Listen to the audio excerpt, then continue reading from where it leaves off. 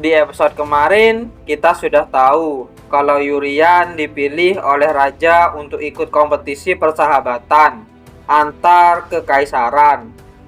Kalian penasaran dengan kelanjutan ceritanya? Jadi, tanpa berlama-lama, kita langsung saja ke ceritanya. Kita diawali dengan Chris yang menantang Yurian. Chris berkata, "Kalau kamu kalah, kamu harus mundur dari posisi perwakilan itu."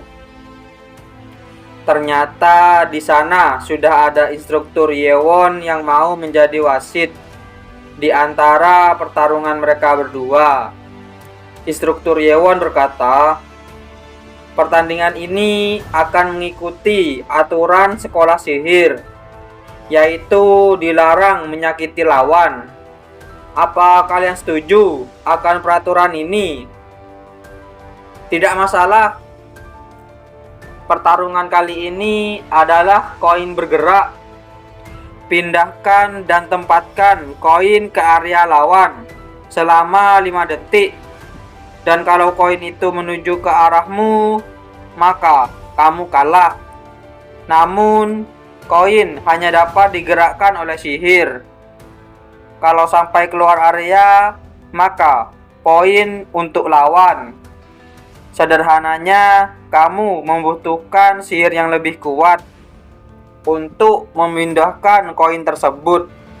Tapi mengeluarkan kekuatan secara sembarangan dan gagal mengendalikan koin akan berujung pada diskualifikasi. Mulai dari kekuatan hingga kendali, semua itu adalah strategi." Chris dan Yurian pun mulai bersiap. Yurian berkata, "Terima kasih, karena itu aku bisa melakukan uji coba tentang kekuatanku." Chris bergumam, "Saat pertandingan dimulai, aku akan menyimpan koin dalam sihir, sehingga tidak bisa disentuh. Lalu saat dia panik, mengarahkan koin dengan sihir yang kuat ke arah lawan, lalu menikmati ekspresi kebingungannya." Instruktur Yewon berkata, "Kedua peserta siap, mulai." Di saat Chris sudah bersiap, ternyata koin itu sudah berada di daerah Chris. Chris berkata, "Kenapa koinnya ada di areaku? Baiklah, kalau ditahan, aku akan menghitung. Cepat dan tepat. Tidak sebanding dengan kakak, tapi cukup menarik." Chris bergumam, "Koin ini terlalu berat, seperti gunung. Jumlah sihir yang tidak bisa aku rasakan saat ujian masuk itu adalah nyata." Chris berusaha keras untuk menggerakkan koin tersebut. Chris berkata, "Apa yang kamu rencanakan? Apa-apaan tulisan itu?" "Itu tidak penting." Di saat Chris berusaha dengan keras, tiba-tiba ada luapan kekuatan besar dari Chris. Putri Serti berkata, "Itu sihir ngamuk. Semuanya, hati-hati, bisa ada kemungkinan ledakan." "Sudah aku duga akan begini." Setelah Yurian menggenggam tangannya, dengan tiba-tiba sihir yang mengamuk tiba-tiba menghilang. Putri Serti berkata, "Apakah sihir yang mengamuk sudah berhenti?" Kita beralih di tempat sang dewi. Dia berkata, "Yurian, sekarang kamu sudah sadar tentang limit kekuatanmu itu. Yang aku maksud adalah saat orang selain hero mengeluarkan kekuatan lebih besar daripada hero tersebut, maka dia akan mati. Karena dunia ini penuh dengan kekacauan. Manusia, iblis, monster, naga, dan lainnya berada dalam satu dunia kecil. Banyak sekali ekosistem yang harus dijaga. Dan saat ada manusia yang memperoleh kekuatan yang besar, maka keseimbangan akan terancam. Yurian, kekuatanmu akan membawa perdamaian. Kekuatan yang sangat luar biasa, namun penuh dengan kesepian. Aku harap kamu bisa membawa damai dengan kekuatan itu. Kita beralih di tempat Chris, dan dia sudah disembuhkan oleh Yurian. Instruktur Yewon berkata, "Chris, apa kamu mengaku kalah? Kompetisi persahabatan sangat penting bagi status kerajaan. Maka dari itu, hasil lebih penting ketimbang status. Ini adalah kekalahanku. Manusia harus tahu cara mengakui kesalahan, maka akan bisa berkembang." Itu adalah pertandingan yang baik, Chris. Yurian bergumam, "Terima kasih, Chris. Karena berkat dirimu, aku tahu batas kekuatanku." Instruktur Yewon berkata, kompetisi persahabatan melibatkan 10 siswa dari sekolah untuk pertandingan dalam pertandingan tradisional. Jadi sekarang aku akan membacakan 5 siswa lainnya untuk ikut berpartisipasi sebagai perwakilan tahun pertama. Murid pertama yang sudah diakui oleh Sang Yang Mulia, Yurian. Kekuatan penyembuhan Yurian dapat mengimbangi monster level 4.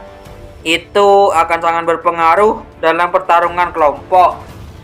Selanjutnya, Serti, murid nomor 1, sangat baik dalam semua bidang. Lalu Ricky, performa bagus dan juga menerima perlindungan dari Roh Suci. Tidak akan ada murid tahun pertama yang bisa mengalahkan Ricky dalam pertarungan jarak dekat. Terakhir, Xia dan Minyu. Meski keduanya memiliki kekuatan yang luar biasa, namun saat kekuatan mereka digabungkan, mereka adalah yang terkuat. Jadi inilah kelima perwakilan peserta. Aku jelas lebih kuat dari mereka. Aku rasa kalian ingin tahu, karena keempat peserta lainnya selain Yurian dalam ujian tengah semester ini sudah secara langsung mengalahkan monster level 3. Jadi bergumam, selain sang putri dan Ricky, bahkan mereka berdua. Instruktur Yewon berkata, awalnya kita akan membuat kriteria untuk memilih anggota perwakilan. Namun bisa mengalahkan level 3 meski masih di tahun pertama. Itu adalah sesuatu yang tidak bisa dibandingkan dengan nilai. Ini adalah pengecualian dalam pencapaian.